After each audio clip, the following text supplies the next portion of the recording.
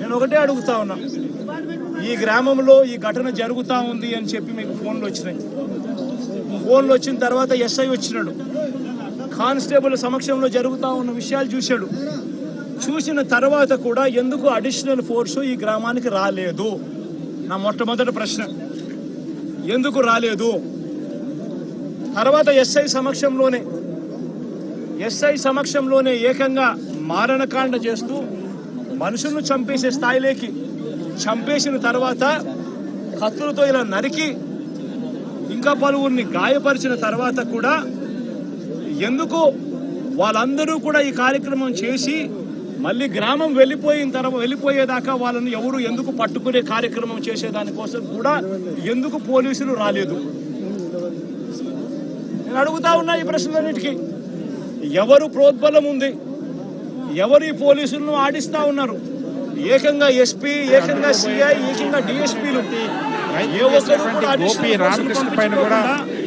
పగడ్బందీ plan ప్రకారం మనుషులను చంపేసి అందరికీ కూడా ఊర్లు కూడా విడిచిపెట్టి వెళ్ళిపోయే పరిస్థితి క్రియేట్ చేసి అప్పటికి కూడా ఫోర్స్ రాకోకుండా కూడా వీళ్ళు ఆపగలిగినారు అని అంటే ఏ స్థాయిలో కుట్ర జరుగుతూ ఉంది అన్నది, ఏ స్థాయిలో రాజకీయ నాయకులు, పోలీసులు, ఏ స్థాయిలో వీళ్ళందరూ కూడా కూడబలుక్కొని భయానక వాతావరణం క్రియేట్ చేస్తా ఉన్నారు అని చెప్పడానికి ఇది ఒక నిదర్శనం కాదా అని అడుగుతా ఉన్నా.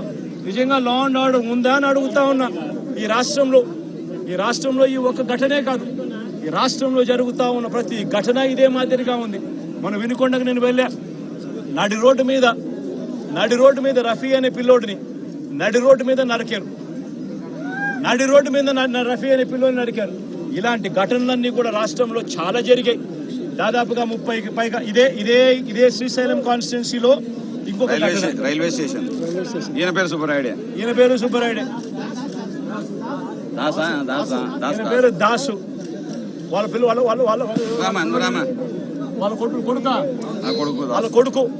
వాళ్ళ కొడుకు నా దగ్గరికి వచ్చి, అన్న మా ఇదే కాన్స్టిట్యున్సీ అన్న నాది, మా నాన్న దాసు, మా నాన్నను కూడా జూన్ 26వ తారీఖున పట్టపగులు 12 గంటలకు ఇదే మాదిరిగానే చంపారని చెప్పి దాసున ఇదే కాన్స్టిట్యున్సీ ఏ మాదిరిగా ఫోటోలు చూపిస్తా ఉన్నాడు. ఎస్ఐ కూడా చెప్పాడు. ఇక్కడ ఆశ్చర్యం ఏమిటంటే ఇన్సిడెంట్ జరగనిస్తారు, చంపేస్తారు, భయానక వాతావరణం క్రియేట్ చేస్తారు. ఆ తర్వాత తప్పనిసరి పరిస్థితిలో కేసు పెట్టాల్సిన పరిస్థితి వచ్చినప్పుడు ఆ కేసును ఆ చిన్న ముద్దాయిల దగ్గర, చిన్న మనుషుల దగ్గరనే ఆ కేసు ఆపేస్తా ఉన్నారు. ఆ కేసును అక్కడ ఆపితే ఇటువంటి ఘటనలు ఆగిపోతాయా? చేపించిన వాళ్ళు ఎవరు? చేయించిన వాళ్ళు ఎవరు? ఆ ఎమ్మెల్యేల పేర్లు ఎందుకు రావడం లేదు కేసుల్లోకి? ఎందుకు వాళ్ళను కూడా ముద్దాయిలుగా ఎందుకు చేర్చడం లేదు?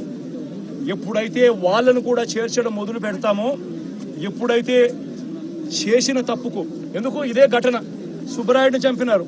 నేను అడుగుతా ఉన్నా, సుబ్బరాయుడిని చంపిన వాళ్ళు అదే శ్రీనివాస్ అనే వ్యక్తి, వీళ్ళు వాళ్ళ కాల్ రికార్డ్స్ చూస్తే వాళ్ళు బుడ్డ రాజశేఖర రెడ్డికి ఫోన్ చేసిండరా? వాళ్ళు ఆ తర్వాత చేసిన వాళ్ళకు ఫోన్ చేసిండరా? ఆ కాల్ రికార్డ్స్ చూస్తే సరిపోదా? తెలీదా? వాళ్ళు మర్డర్ జరగకముందు, మర్డర్ జరిగిన తర్వాత ఎవరికి ఫోన్ చేశారని చెప్పి వాళ్ళని చూసుకొని అది తీసుకొని వచ్చి వాళ్ళ మొక్కలు పెట్టలేరా? ఎందుకు పెట్టలేకపోతా ఉన్నారు? ఎందుకు ఆ కేసును వాళ్ళ దాకా పోనీకోకుండా ఆపుతున్నారు? ఇదే విషయం వినుకొండలో కూడా జరిగింది. ఇదే విషయం ప్రతి చోట కూడా ఇదే మాదిరిగానే జరుగుతూ ఉంది. రాష్ట్రంలో పూర్తిగా లా అండ్ ఆర్డర్ క్షీణించిపోయిన పరిస్థితి. నేను ఒకటే చెప్తా ఉన్నా, జరిగిన ఈ ఘటన ఖచ్చితంగా హైకోర్టులో గట్టిగా దీనికి సంబంధించి హైకోర్టు అవసరమైతే సుప్రీంకోర్టు దాకా కూడా తీసుకొని పోయే కార్యక్రమం చేస్తాం. ఈ గ్రామంలో వీళ్ళందరికీ రక్షణ ఏజెంట్లుగా కూర్చున్న వీళ్ళందరికీ కూడా రక్షణ లేదు అని భయపడే పరిస్థితి నుంచి రక్షణ ఖచ్చితంగా పోలీసులు కల్పించాలి అని చెప్పి కోర్టుల ద్వారా ఉత్తర్వులు తీసుకొని వచ్చి ఖచ్చితంగా ఈ గ్రామంలో పికెట్ ఏర్పాటు అయ్యేట్టుగా ఖచ్చితంగా చేసి ఖచ్చితంగా వీళ్ళని కాపాడుకునే కార్యక్రమం ఖచ్చితంగా జరగాలి.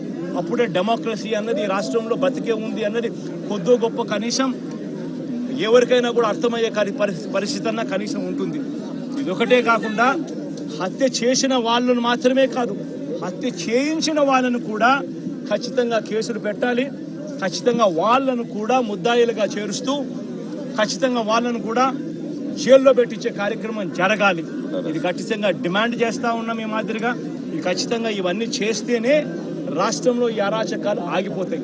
లేదనేటట్టుగా అయితే ఇదే ఎమ్మెల్యే, స్థానిక ఎమ్మెల్యే ఇదే బుడ్డా రాజశేఖర రెడ్డి తాను ఆ వీడియో క్లిప్పింగ్ ఇదే తాను ఆత్మకూరులో విజయోత్సవ సభ అని చెప్పి మీటింగ్ పెట్టి ఇదే బుడ్డా రాజశేఖర రెడ్డి అనే వ్యక్తి ఇదే స్థానిక ఎమ్మెల్యే మాట్లాడిన మాటలు ఒకసారి ప్రతి మీడియా ఛానల్కు నేను చెప్తా ఉన్నా, ఆ టెలికాస్ట్ చేయండి. మీ వీడియో ఛానల్, మీ టీవీ ఛానళ్లలో, మీ యూట్యూబ్ ఛానళ్లలో ఖచ్చితంగా ఇది టెలికాస్ట్ కూడా చేయండి. ఆత్మకూరులో విజయోత్సవ సభ పెట్టి ఒక ఎమ్మెల్యే మాట్లాడిన మాటలు, ఇదే స్థానిక ఎమ్మెల్యే మాట్లాడిన మాటలు, తాను మాట్లాడుతూ తాను అన్న మాటలు ఉద్దేశం కాదు సార్, ఇది మోసం దేశం. పచ్చపిల్లలు ఇచ్చి అందరిని చంపమని పంపించారు.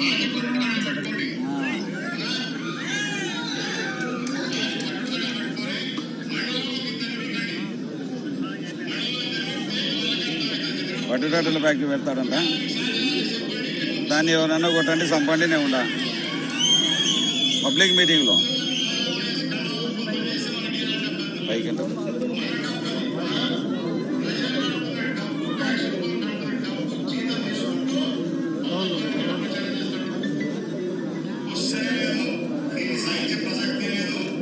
మండలానికి ఇద్దరిని చంపాలంట.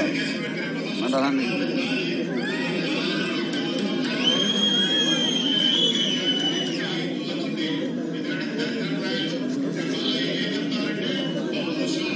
నేను అడుగుతా ఉన్నా, ఇది సోషల్ మీడియాలో ఉంది, ఇది వైరల్ అవుతా ఉంది.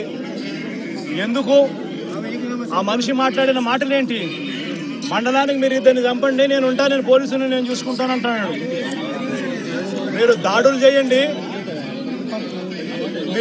మీరు దాడులు చేయండి, మీరు చంపండి, పోలీసులు నేను చూసుకుంటాను, కేసులు నేను చూసుకుంటాను అని చెప్తా ఉన్నాడు. విజయోత్సవ సభ పెట్టి మండలానికి ఇద్దరినన్నా కానీ కనీసము చంపండి అని చెప్తా ఉన్నాడు. నేను అడుగుతా ఉన్నా, ఇంత దారుణంగా స్థానిక ఎమ్మెల్యేలు మీటింగులు పెట్టి చంపమని చెప్తా ఉంటే పోలీసులు ఎందుకు కేసు పెట్టడం లేదని అడుగుతా ఉన్నా.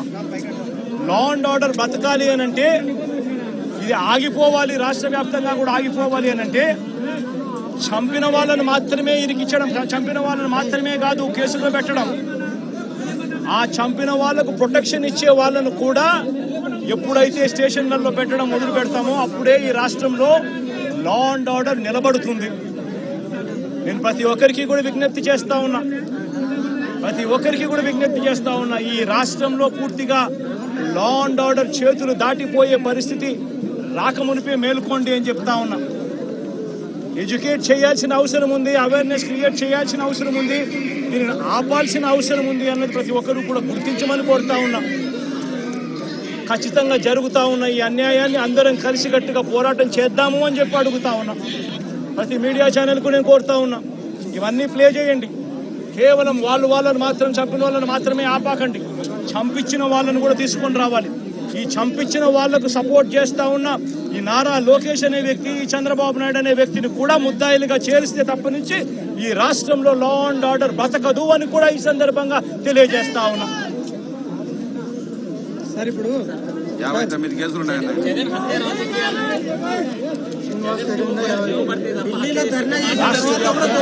పాలన సాగిస్తా ఉన్నారు. రెడ్ బుక్ పాలనలో చంద్రబాబు నాయుడు ఆయన కొడుకు రాష్ట్రంలో రెడ్ బుక్ పాలన వాళ్ళు తెరిచి కక్ష సాధింపు చర్యలు వాళ్ళు చేస్తూ ఉంటే అక్కడి నుంచి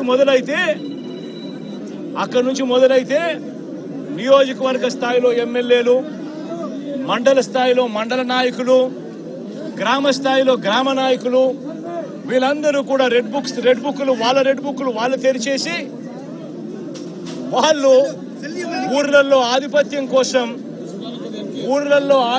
కోసం ఏ రకంగా వ్యవస్థలను భ్రష్టుపట్టిస్తూ, పోలీసులను నిస్తేదం చేస్తూ, పోలీసుల సమక్షంలోనే ఏ రకంగా లా అండ్ ఆర్డర్ను నాశనం చేస్తా ఉన్న పరిస్థితి